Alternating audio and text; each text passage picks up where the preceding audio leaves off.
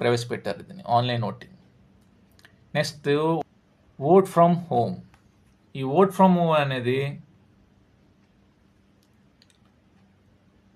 ప్రీవియస్గా 2023లో కర్ణాటక ఎలక్షన్స్, తెలంగాణలో అసెంబ్లీ ఎన్నికలు జరిగాయి.